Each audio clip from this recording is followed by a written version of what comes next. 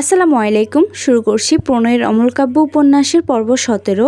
লেখক DRM সোহাগ, পাঠিকা জাহারা সুলতানা। মায়রা কেঁপে ওঠে ইরফানের ভয়েস টোনে। কী করেছে সে? রেগে দুহাতে ইরফানকে ধাক্কা দিলে ইরফান মায়রার দুহাত তার এক হাতের মুঠোয় শক্ত করে চেপে ধরে। মায়রা ফুপিয়ে ওঠে, বিড়বিড় করে, এ পাষাণ লোক আমায় মারতে মারতে মেরেই ফেলবে। বাবা মা, মিস ইউ। কাঁদতে কাঁদতে ইরফানের দিকে তাকিয়ে চেঁচিয়ে বলে, অসভ্য লোক, পাষাণ লোক, ছাড়ুন আমায়। ইরফান শক্ত চোখে মায়রার দিকে তাকায়। হঠাৎই মায়রার গলা থেকে ওড়না টান মেরে নিয়ে নেয়। মায়রার চোখ বড় বড় করে তাকায়। ইরফান হেলে গিয়ে মায়রার দুহাত পেছনে নিয়ে ওড়না দিয়ে বাঁধতে থাকে। মায়রার মুখ গিয়ে ঠেকে ইরফানের বুকে। মায়রা কেঁদে কেটে অস্থির। মেয়েটা এমনিতে কাঁদে না, কিন্তু এ লোক তার সাথে এমন করছে কেন? ইরফান মায়রার হাত বেঁধে সরে গেলে মায়রা কান্না মাখা চোখে ইরফানের দিকে তাকায়। লজ্জা সংকোচে নুই আসে মেয়েটা।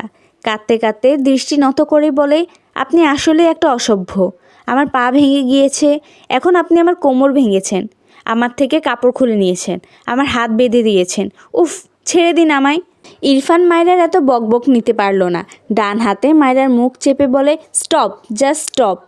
মায়রা ভেজা চোখে পিটপিট করে তাকে ইরফানের পানে। ইরফান মায়রার মুখ থেকে হাত সরিয়ে মায়রার ডান পায়ে হাত দিলে মায়রা চেঁচিয়ে ওঠে। কেঁদে কেঁদে বলে, আমার পা ভেঙে গিয়েছে, ছেড়ে দিন, ধরবেন না প্লিজ। ইরফান বিরক্তিতে কপাল কুঁচকে একবার মায়রার মুখের দিকে তাকালো। চোখ সরিয়ে নিয়ে মায়রার পা ধরে এক পাশে জোরে টান দেয়। মায়রা জোরে কেঁদে দেয়। ইরফান মায়রার পা এদিক ওদিক নাড়িয়ে দেখে, এরপর মেঝে থেকে উঠে দাঁড়ায়। মায়রাকে এখনও কাঁদতে দেখে বিড়বিড় করে, স্টুপিড গার্ল। মায়রা মাথা তুলে বলে, আমার হাত খুলে দিন খারাপ লোক, একে একটা মেয়েকে পেয়ে সুযোগ নিতে লজ্জা করে না? অসভ্য, ইতর, বেয়াদব, আপনাকে আমি জেলের ভাত খাওয়াবো, ভদ্র বাবার অভদ্র পোলা একটা। ইরফান রেগে এক টান দিয়ে মায়রাকে দাঁড় করায়। দাঁতে দাঁত চেপে বলে, স্টুপিড গার্ল, স্টপ, নয়তো দু গাল আস্ত থাকবে না। মায়রা রেগে আরও জোরে চেঁচিয়ে বলে, করব না, আমার মুখ, আমি বলবো। অসভ্য ছেলে, অসভ্য লোক, শুধু মেয়েদের ছোঁয়ার বাহানা খোঁজে, আমার ইজ্জতের ফালুদা করে দিল। আর বলতে পারে না। বাম গালে একটা শক্তপোক্ত থাপ্পড় পড়ে। মায়রা ডান দিকে হেলে যায়। কাঁদতে কাঁদতে বলে, ও আল্লাহ, আমার জীবনটা দুদিনে থাপ্পড়ময় হয়ে গেল এই পাষাণ লোকের জন্য। মেয়েটার মুখ বন্ধ হয় না, কাঁদে, তবুও কথা বলতেই থাকে। ইরফান তীব্র বিরক্তিতে টেবিলের ড্রয়ার থেকে স্কচ টেপ এনে মায়রাকে টেনে মায়রার মুখে লাগিয়ে দেয়। মায়রা চোখ বড় বড় করে তাকায়। ইরফান তার কাজ শেষ করে চোখ বুজে দীর্ঘশ্বাস ফেলে। এগিয়ে গিয়ে দরজা লক করে দেয়।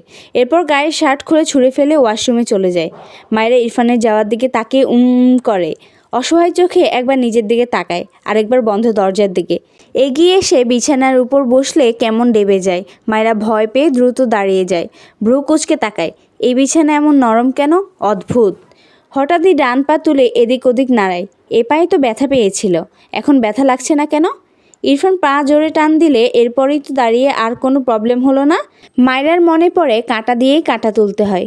মায়রা বাধা মুখে মনে মনে বিড়বিড় করে, ব্যথা দিয়ে ব্যথা সারিয়েছে এই অসভ্য লোকটা। ঘরের চারপাশে তাকায়, সবগুলো পর্দা টানা। হালকা দিনের আরও ঘরে এসেছে। মায়রার কেমন দমবন্ধ লাগলো। এমনিতেই মেয়েটা গ্রামে বড় হয়েছে, এখানে এসে সবগুলো জানালা খুলে দিয়ে রাখে, তবুও বদ্ধ লাগে। আর এই ঘরে সব জানালা দরজা লাগানো। মায়রা বাধা মুখে বিড়বিড় করে, এর প্রতিবন্ধী পরিবেশে থেকে থেকে এই লোক অটিস্টিক হয়ে গিয়েছে, মাথায় গন্ডগোল হয়েছে। পিছনে তার ওড়না দিয়ে হাত বাঁধা। বেশ অনেক সময় নিয়ে হাতের বাঁধন খোলার চেষ্টা করলো, হাঁপিয়ে গিয়েছে। ধীরে ধীরে ওড়না ঢিল হয়ে আসে। মায়রা বুঝতে পারে ওড়নার গিট খুলতে পারবে। মনে মনে খুশি হয়। দুহাত মুছড়ি করতে করতে কিছুক্ষণের মাঝে ওড়না খুলে মেঝেতে পড়ে যায়। মায়রা খুশিতে ছোটোখাটো একটা লাফ দেয়। দ্রুত মুখ থেকে স্কচ টেপ খুলে ফেলে। এর মাঝে ওয়াশরুমের দরজা খোলার শব্দ পেয়ে দৌড় লাগায় দরজার দিকে। এই রুম থেকে বের হতে পারলেই বাঁচে যেন। কিন্তু দুঃখের বিষয়, দরজা তো খুলতে পারছে না। ওয়াশরুম থেকে ইরফান বেরিয়ে আসে। শাওয়ার নিয়ে বেরিয়েছে ইরফান, পরনে তাওয়াল জড়ানো, উদাম শরীর। মায়রাকে দরজার কাছে দাঁড়িয়ে থাকতে দেখে ভ্রু কোঁচকালো। মায়রা দরজা খোলায় ব্যর্থ হয়ে পেছনে ফিরে তাকালে চোখ বড় বড় হয়ে যায়। চিল্লিয়ে বলে ওঠে, আস্তাগফিরুল্লাহ, আপনার মতো অসভ্য মানুষ আমি দুটো দেখিনি। আমার ইজ্জত শেষ করে এখন নিজের ইজ্জত লুটাচ্ছেন? ছি ছি ছি ছি। চোখ মুখ কুঁচকে অন্যদিকে তাকিয়ে চোখ বুজি বলে, যান যান, জামা কাপড় পরে আসুন। ইরফান মায়ের অযৌক্তিক কথায় বিরক্ত হয়। কিছুটা এগিয়ে এসে গম্ভীর গলায় বলে, ইজ্জত শেষ করেছি বলে নিজের মানচিত্র নিজে মেলে দাঁড়িয়ে আছো, ইডিয়েট। মায়রা চোখ বড় বড় করে তাকায় ইরফানের দিকে। মেঝেতে তার ওড়না পড়ে আছে। ওয়াশরুমের দরজা খোলার শব্দ পেয়ে দৌড় দিয়েছে।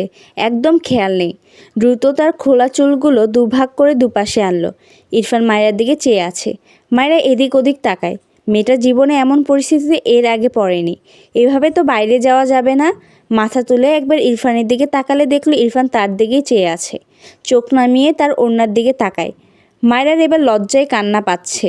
তার সব শেষ করে দিল এই বেয়াদব লোকটা। এলোমেলো দৃষ্টিতে এগিয়ে গিয়ে মেঝেতে পড়ে থাকা ওড়না কুড়িয়ে নিজেকে ঢেকে নেয়। এরপর দ্রুত দরজার কাছে এগিয়ে গিয়ে আবারও খোলার চেষ্টা করে, কিন্তু পারে না। পেছন ফিরে কিছু বলতে নিলে একদম তার সামনে ইরফানকে দাঁড়িয়ে থাকতে দেখে ঢোক গিলে নেয়।